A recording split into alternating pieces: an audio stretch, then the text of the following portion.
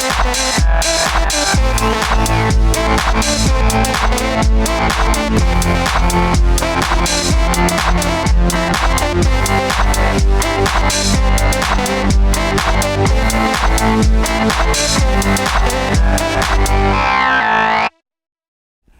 folks, I'm Matt and welcome to My Expanded Universe, a show where I go through the entire EU in chronological order as best I know how.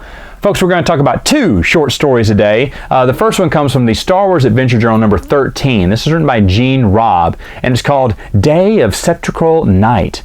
And in this, basically two Weequay are going on vacation, and they're actually going treasure hunting to look for a hidden treasure. And on this planet, the tide is lowest at this time of year. So they're going to see if they can uncover that treasure and find out where it is. I love little stories like this. This has nothing to do with the rebellion, has nothing to do with the Empire. It's just a story that takes place within the Star Wars universe. And to be honest, they should have done this a lot more.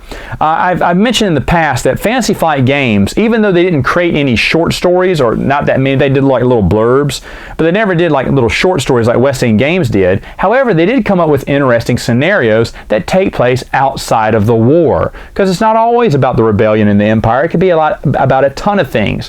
One particular that I remember really got my imagination going was they were talking about settlers on a new planet. You know, people who are colonizing these new planets. What would their life be like when they're on their own, trying to make their way and build a civilization together?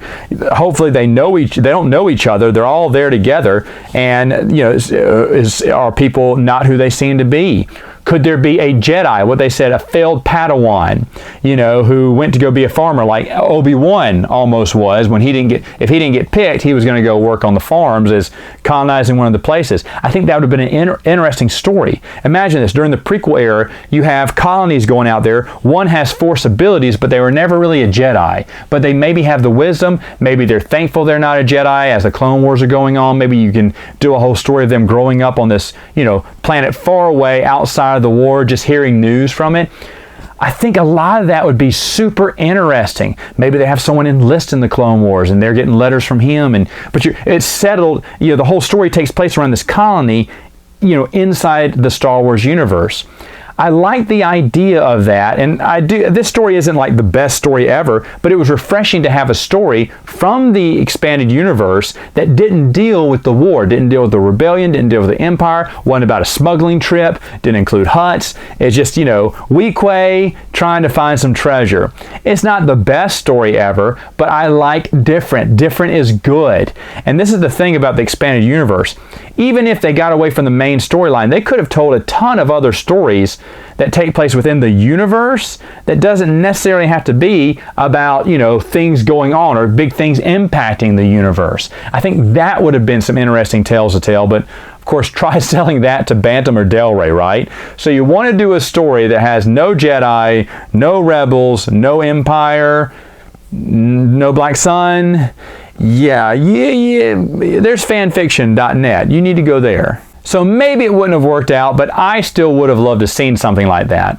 Now, the second short story I want to talk about came from the Tales of the New Republic novel, collected book of tales here, and it's called Gathering Shadows. Now, in this, mercenary Dirk Harkness and rebel agent Jay Raventhorn, how you would like a name like that, Raventhorn, they're captured by the Empire, but don't worry, good old West End Games alum Platt O'Keefe will come to their rescue and save them. If you haven't heard me talk about Platt O'Keefe, she is a fantastic character. She's a smuggler. She's got a lot of flair, a lot of pizzazz.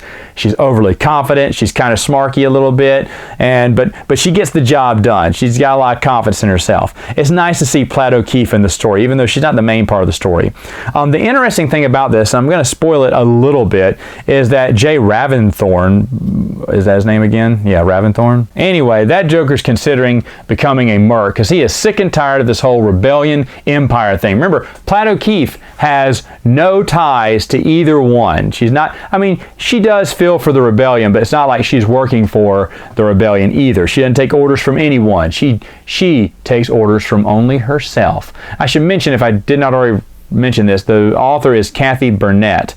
I believe, or Burnett or something. But anyway, the story is actually pretty good. It's actually worth your time to read. I enjoy those characters. I enjoy West End games. I enjoy just about everything that Star Wars Adventure Journal came out with. Now, remember I said this didn't come out in the Adventure Journal. It came out in Tales of the New Republic. What was that? That was a collected book of short stories from the now defunct West End Games. They had a ton of stories written but were never told. So they submitted them to Bantam, who had an excellent idea to combine them all into one novel. And it came out, because they were already doing the Tales of Jabba's Palace, and they say, oh, what else? Tales from the New Republic. And they just slapped a bunch of stories together. Now, this came out kind of like under the radar. I didn't even know it was going to come out. And they had another one called Tales of the Empire 2, which is basically a bunch of reprinted stories from the Adventure Journal. I read Tales of the Empire first, before even finding out about the Adventure Journal. I thought, wow, this is awesome. And then Tales from the New Republic was like, this is great. Are they going to keep telling more tales like this? And they never did. Now, I don't know for whatever reason, but there was a lot of other short stories from West End Games that they could have put together again and made a whole nother paperback novel of it. Maybe the Tales from the Empire and Tales from the Republic didn't sell as well, or maybe, most likely, Bantam had other interests and desires to make other books. Remember, they could only make a limited amount of books a year, and they probably didn't want to waste it by reprinting a bunch of short stories. They want to do big stories within the Star Wars universe. I totally get that. But, oh man, Tales of the New Republic is definitely worth your time. It's a cheap book to find online, and all of those stories, if I recall, were never even printed before. They were unpublished stories from West End Games, and a lot of them are really good. This one is too. I enjoyed this story as well, but the Tales of the New Republic are really good. And if you can't get all the Star Wars Adventure Journals, you may as well go ahead and get Tales of the Empire. Cream of the crop of good stories, and they reprint them in a novel. I got Tales of the Empire when it came out because I didn't know any better. But Tales of the New Republic is definitely worth your time. I just wish they would have made more, so we could have seen more of these unpublished stories that are out there. You know, you can download them in PDF form, or copy and paste them to Word. Unfortunately, I want them in book form too, so I can read them. I want my cake and I want to eat it too, dadgummit. All right, folks, that's it for now. See you next time with another video.